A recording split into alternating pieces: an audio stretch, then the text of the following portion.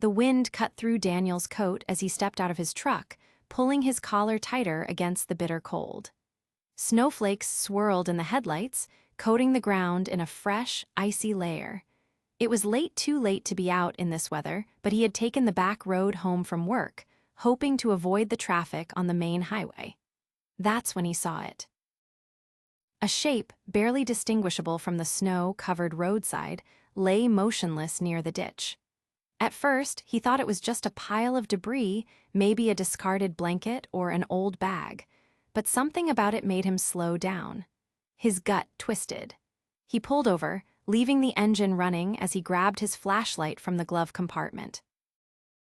The beam of light cut through the darkness, landing on a dog, a German shepherd. Daniel sucked in a breath. The animal wasn't moving. Its ribs pressed sharply against its skin, its fur matted with ice. Snowflakes had begun to settle on its unmoving body, as if it had been lying there for hours, maybe longer.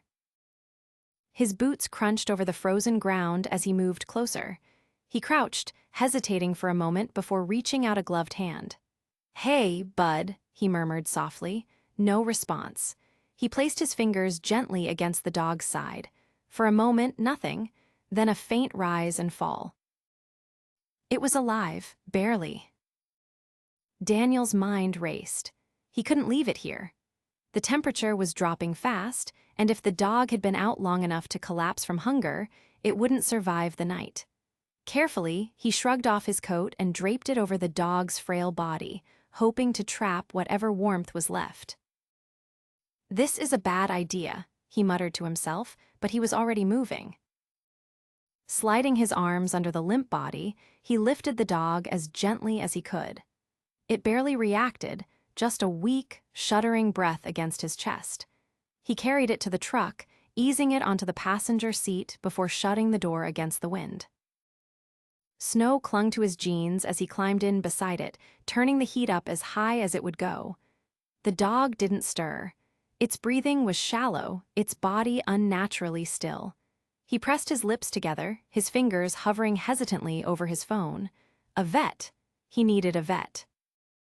He ran through the options in his mind. The nearest emergency clinic was half an hour away. He could make it. He had to. Gritting his teeth, he shifted into drive and pulled back onto the road. The dog didn't make a sound the entire way there. The red glow of the dashboard clock read 11:42 p.m. as Daniel pulled into the vet clinic's parking lot. The building was dim, save for a flickering fluorescent light above the entrance. He barely had time to throw the truck into park before he was out, rushing around to the passenger side. The dog hadn't moved. Its breathing remained shallow, each rise and fall of its ribs barely noticeable against its thin frame. Daniel hesitated, then carefully gathered it into his arms again. The weight of the animal was unsettling, far too light for a dog its size. The glass doors slid open as he pushed inside. The warmth of the clinic hit him immediately, a stark contrast to the freezing air outside. A woman at the front desk, dressed in pale blue scrubs, looked up in surprise. Her gaze dropped to the dog in his arms, and her expression shifted from confusion to urgency. "Bring him back," she instructed, already moving from behind the desk. Daniel followed without a word, his pulse hammering. The woman led him through a hallway lined with exam rooms, pushing open a door where another vet tech was already preparing supplies. A metal table stood in the center of the room. "Set him down here," she directed. Daniel carefully lowered the dog onto the cold surface. The animal gave the weakest of flinches, but didn't resist. The second vet tech, a man with dark-rimmed glasses, stepped forward, running expert hands over the dog's frail body. "How long has he been like this?" "I don't know," Daniel admitted. "I found him on the side of the road. He wasn't moving." The first woman retrieved a stethoscope, pressing it gently to the dog's chest. Her brows furrowed. Heart rate slow, he's severely underweight, probably dehydrated. Daniel swallowed. None of it was surprising, but hearing it confirmed made his stomach knot. The man adjusted in Roman 4 stand. "We'll get fluids going, try to stabilize him." Daniel shifted on his feet, unsure if he should stay or go. He had done what he could, brought the dog here, made sure it was getting help. But now. The woman must have noticed his hesitation. "You can wait in the lobby if you want. We'll do what we can." He hesitated for a moment, then nodded. The waiting room felt impossibly quiet. A clock on the wall ticked steadily, the only sound besides the occasional shuffle from the front desk.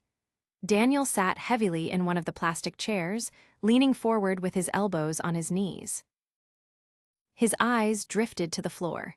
He wasn't even sure why he had stopped tonight. He could have driven past, told himself it was just another stray, not his problem. But something about the way the dog had been lying there, barely more than a shadow in the snow, had made it impossible to ignore. Minutes dragged into an hour, then another. Finally, the door to the exam rooms opened, and the woman in scrubs stepped out. Her expression was unreadable as she approached. "He made it through the worst of it," she said. "He's still weak, but the fluids are helping." Relief washed through Daniel, unexpected and sharp. He inhaled deeply, nodding. "That's good." She crossed her arms. "We'll need to keep him overnight, maybe longer. He's malnourished, and there's evidence of past injuries, nothing fresh, but scars. Whoever had him before didn't take care of him." Daniel's jaw tightened. He had suspected as much, but hearing it confirmed made his chest ache. "Do you know if he belongs to anyone?" she asked. Daniel shook his head. "No tags, no collar, just out there alone." She sighed, rubbing the back of her neck. "We'll scan for microchip, but if there isn't one, he'll need somewhere to go once he's stable." The implication hung between them. Daniel exhaled slowly.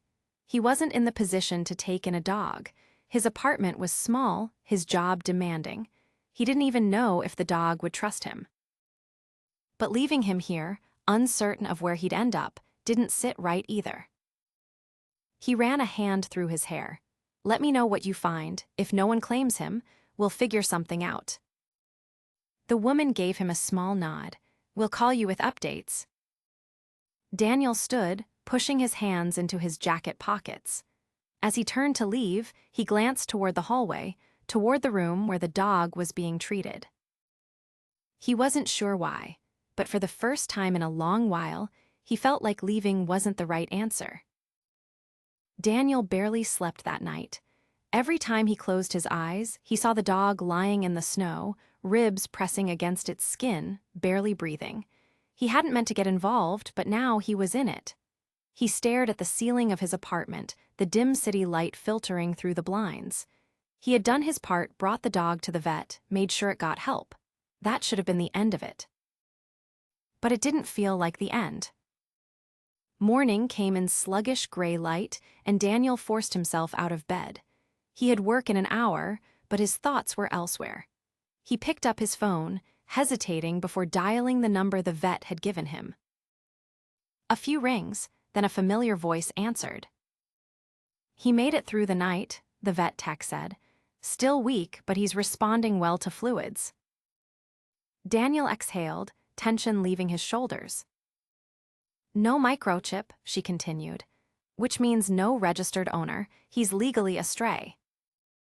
The words settled heavily. If no one came forward, the dog would likely end up in the shelter system. And given his condition, a dog with past injuries, uncertain temperament, his chances weren't great.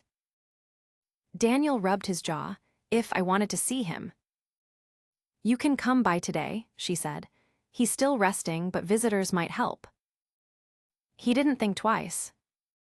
The clinic smelled like antiseptic and something faintly medicinal. The vet tech name tag read, Emily, led him to the back, past kennels and exam rooms.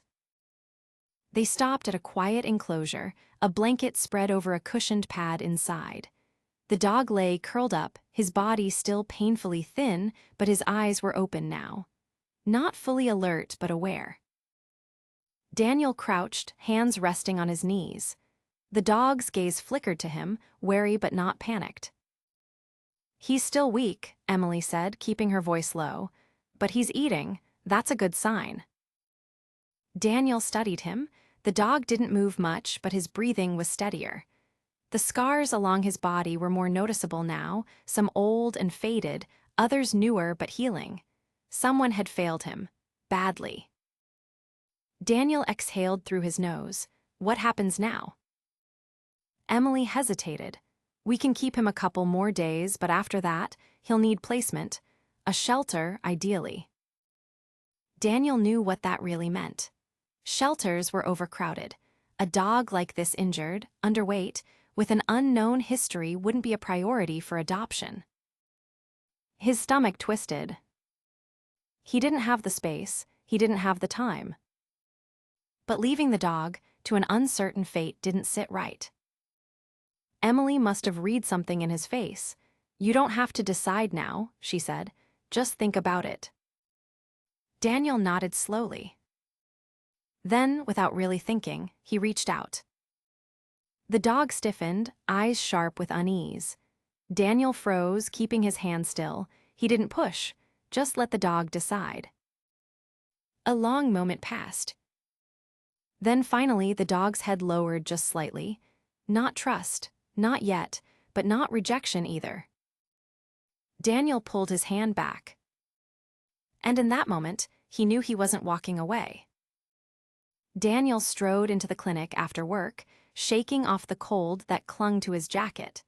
The receptionist gave him a knowing look before gesturing toward the back. No need for introductions, he had been here enough times now. Emily was waiting outside the kennel, clipboard in hand. She glanced up as he approached, offering a small nod. He's doing better, eating more consistently, responding to care, but he's still hesitant around people.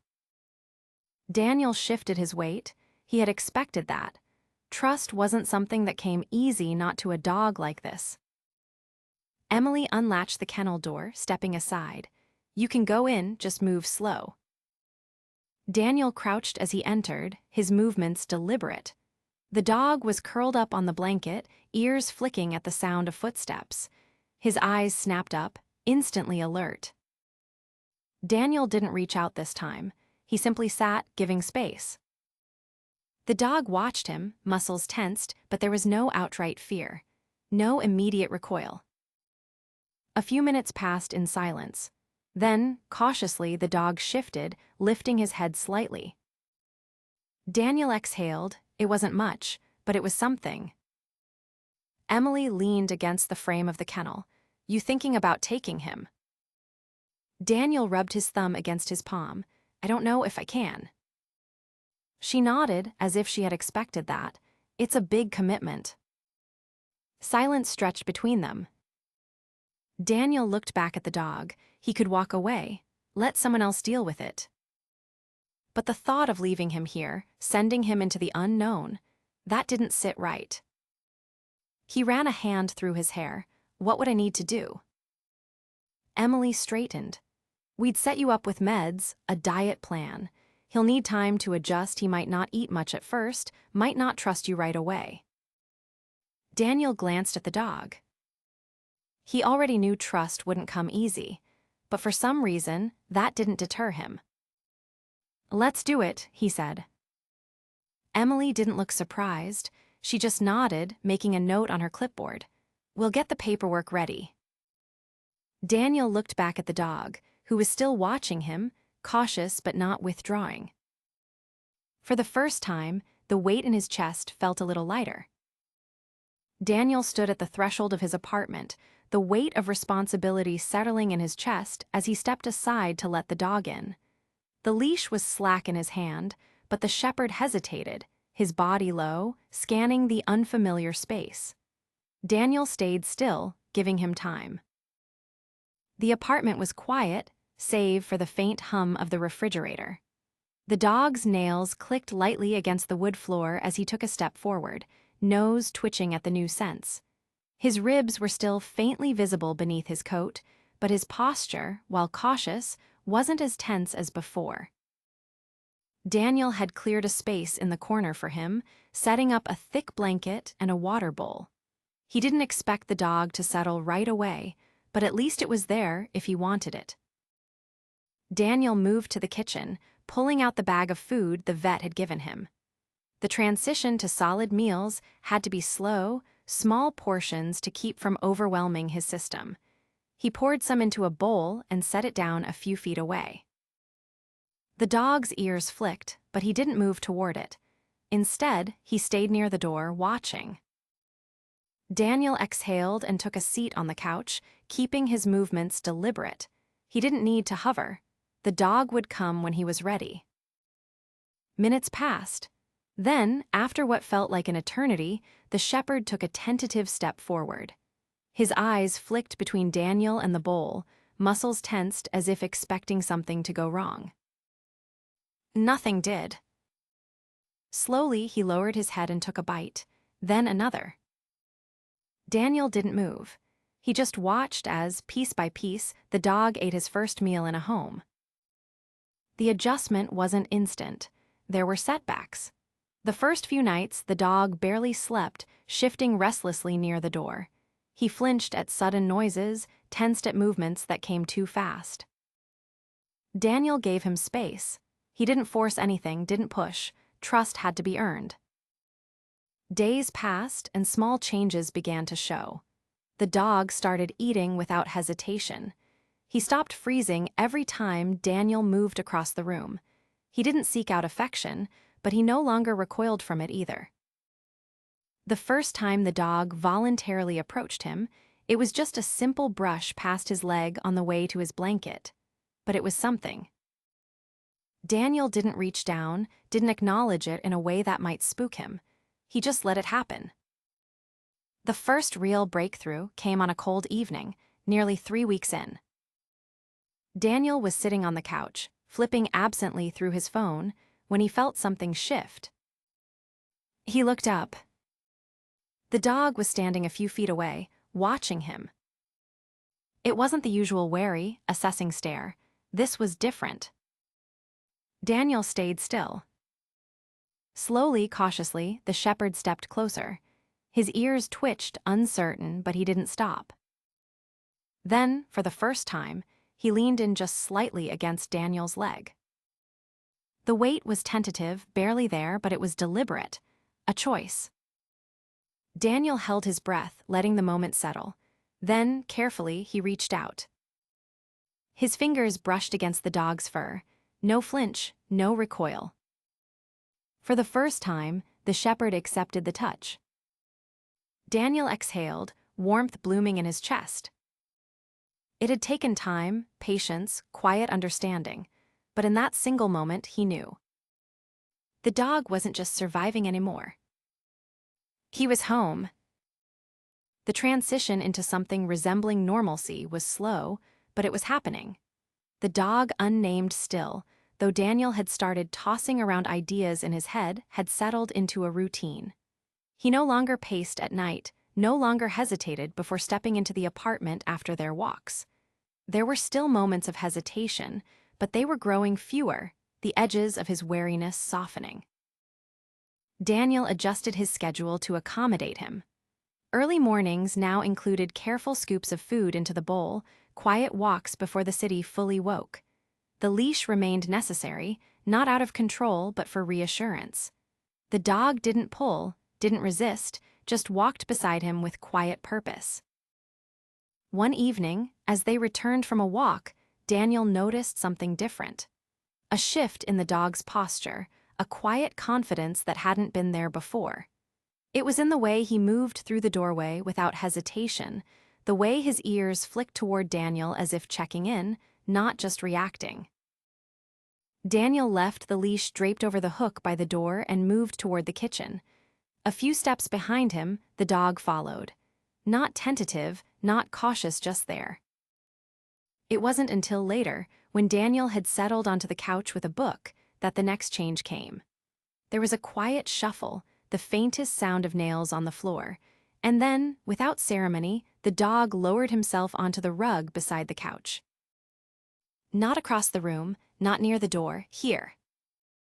Daniel didn't acknowledge it right away, didn't turn his head or shift in a way that might break the moment.